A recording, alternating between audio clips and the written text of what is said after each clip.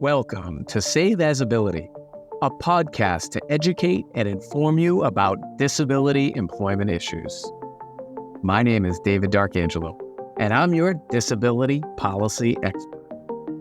Hey everybody, welcome back for another episode of Save as Ability. It's David D'Arcangelo. Great to be with you, and we appreciate you. We got a great reaction from our 100th episode there, and we want to keep that going. So if you can help us out, please subscribe, share, comment. That really does help us keep great content flowing for you. And today we have a guest, a great guest. Joining is my former colleague on the National Industries of the Blind Board of Directors, and now a member of the AbilityOne Commission, Jeff Mittman. Welcome in, Jeff. Thank you. Thank you for having me. It's great to be with you, and thank you so much. And actually, I should address you as, is it Master Sergeant Mittman? You can call me Jeff. We're good. But we appreciate your service. We do want to recognize that. No, you're more than worth it. Thank you. Because we value our veterans here at Save as, and all those who serve here at Save as Ability. We do value that. So I want to thank you. But you've got a great story yourself. We could talk a little bit about that. We could talk a little bit about your role running Bosma Enterprises, which is a mainstay of, I guess, the AbilityOne Commission products and other products too. So many products and services that you provide, and you have a large amount of individuals with disabilities working there. That's great. We could talk about that. We can talk about your service on the AbilityOne Commission. So, Jeff, I'll turn it over to you. Where do you want to start? Let's start with Bosma. I love Bosma. Yeah, let's talk about Bosma. So you're based in the Midwest. Give our viewers here a little, and our listeners, a little bit of what Bosma is all about. Sure. So Bosma Enterprises was established in 1915. So we've been around. It's our 110th year. And we provide a lot of the medical products to the VA, pushing domestically sourced products into the supply chain and ensuring that our veterans are taken care of. And it's really important to me as a veteran, because when I go to the hospital, I'm actually seeing my products used on me. So it's Bosma's products used on me. So it's really important that we do that. We're having a great time. Bosma has about 200 employees, half of whom are blind. So all the way from some of our newest employees up to me. And I think one of the biggest stories of Bosma is that 15 of my leaders across the organization are blind or visually impaired. So there's a lot of upward mobility. There's advancement. It's careers, not just a job, right?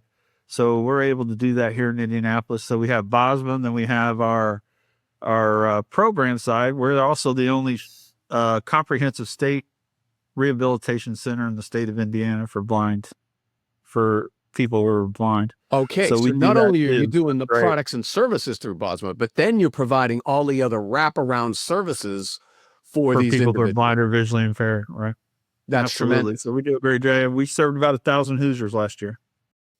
Excellent, excellent. And can you give our audience an idea of the scale and what we're talking about here? I know you do gloves, but you do a lot of products, and what are we talking in terms of units per year? So medical examination gloves, we do. We also provide medical kits, OR turnover kits, patient transportation kits. We do a lot of warehousing distribution. So at any given time, we keep about 3 to 4 months of inventory on hand for the entire nation for the VA. So we do a lot of that, a lot of quality testing, a lot of work to ensure that our veterans are getting what they need. So, and a lot of my employees see that as their service to the nation. They weren't as fortunate as I was to be able to serve for almost 22 years. So they see this as their service to the nation. So it's a great program. Economic independence is what we're after for people who are blind, and my employees do a wonderful job at that. Sure. And it absolutely is vital, and it's fitting in a way, right? Because I know your personal story, and it's to me tremendous about, the very things that you're working on now actually help save your life and everything else. I don't know if you want to talk about that, but Sure. No, I spent 22 years in the Army. I did 4 combat tours, and on my last combat tour, I was an advisor to an Iraqi battalion. And we were ambushed one day, July 7th, 2005. We were ambushed, and I was hit by an improvised explosive device, immediately knocked out unconscious, and I woke up more than a month later at Walter Reed, the old Walter Reed in Washington, D.C., with my wife speaking to me. And I always joked that I couldn't figure out what the hell she was doing in Baghdad because that was my last memory. Right. I had no concept of what had happened. And I woke up, I was unable to see and unable to walk or talk.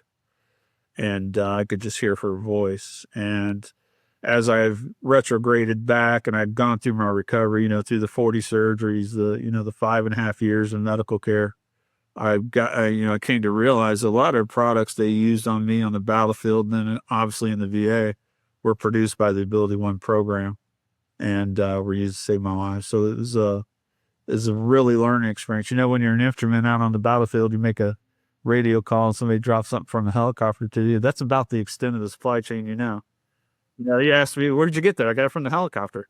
So, but I got to see the whole process coming back, and it's been a wonderful experience. Matter of fact, some of the padding that was in my helmet the day I got hit was actually produced by an AbilityOne agency. So the very product that protected my head was produced by the program. Yeah, the older I get, the more I realize what you used to call coincidence.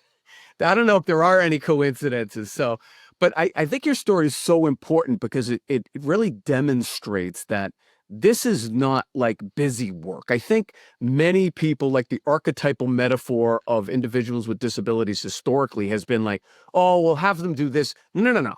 This is vital to our supply chain for our war fighters. And like, this is not some type of charity work. To the federal government. No, they're actually working and value add and producing for the federal government. And I think that's comes out of the old days of the old sheltered workshops that no longer exist in the program. And I think a lot of policies over the years were geared towards that. And I think, as usual, a lot of our policies and at the federal level are probably a couple decades behind. Well, you and your team at Bosma are helping to break those barriers down and reduce that stigma. When people find out, wow, this is very impactful, and that matters. No, it matters. It matters. I mean, you're taking individuals who, quite frankly, in the economy, aren't given the opportunity because of people's misperceptions of their abilities. And we don't see barriers. What we see are opportunities. So we provide you the opportunity, you take care of it, and once you do that, you can take care of yourself. I mean, how we're preaching to the choir here. We're both fans of the program, and we believe it makes America great by using all of the talents and abilities that all of our people have. Touch just a little bit at a high level about what the AbilityOne Commission, now that you're on that, about what it's doing for the programs. And, there's two programs. There's one for blind, there's one for other disabilities. And yeah. So the AbilityOne Commission was established, the program was established in 1938, and then the AbilityOne Commission is, the mission of that is to oversee the program and compliance and maintain the federal procurement list, which is items that the federal government buys through the program. So I think the more efficient we become on the commission, the more opportunities we provide, the more economical it is to participate in the program, and the more opportunities for people who are blind or significantly disabled across the country. So I think that's really needs to be our focus moving, and making sure that we do the right thing for the customer, right, our federal customers, and that we do the right thing for our employees all across the country. And I think that's really our role on the commission. Yeah, and I think, going back to Wagner O'Day and Jacob Javits and all the way up through now, public support remains high. What is it? We had done a poll, Jeff, remind me, it's somewhere like over 70% of Americans. 73, 74%. Yeah, support the program and support that there's programs for people with disabilities to work on products and, have preference in the supply chain and all that, right? Well, there's, what it really comes down to is you're providing an opportunity, and the federal government receives about $2.66 back.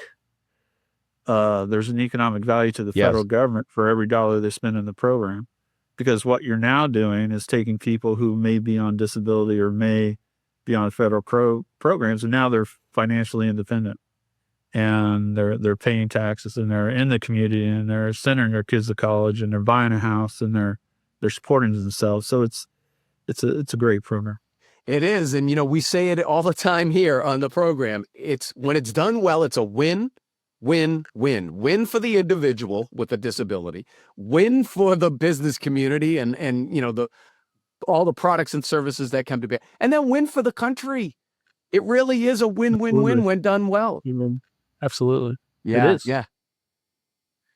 Well, Jeff, as we conclude here, is there anything you want to leave our audience here about you or Bosma or the program?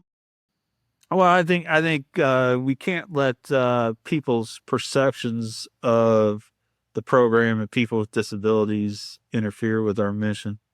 And we have to not only perform, right, with integrity and efficiency and effectiveness, but we also have to continue to work to break down barriers of people's perceptions of an individual's ability or an individual's worth to the community. So we need to continue to do that, and happy to be a part of it. Yeah, and we're very pleased for your leadership, and I think we're doing that slowly but surely. This is a unifying thing that I think in these times that of division and nobody can seem to agree, we can all agree that this works, that this is a good thing.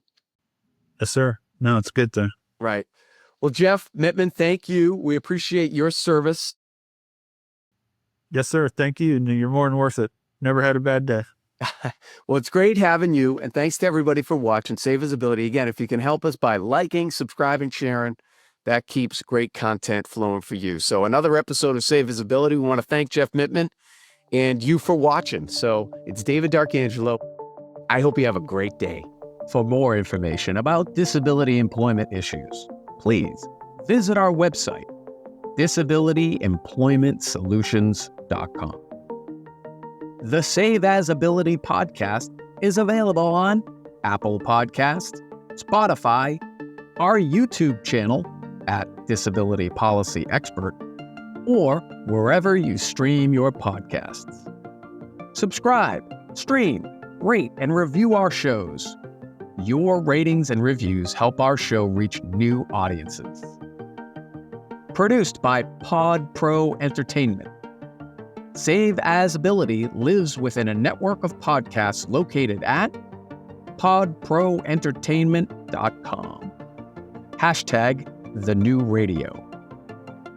Again, my name is David D'Arcangelo, and I'm your disability policy expert. Until next time, thank you. I hope you have a great day.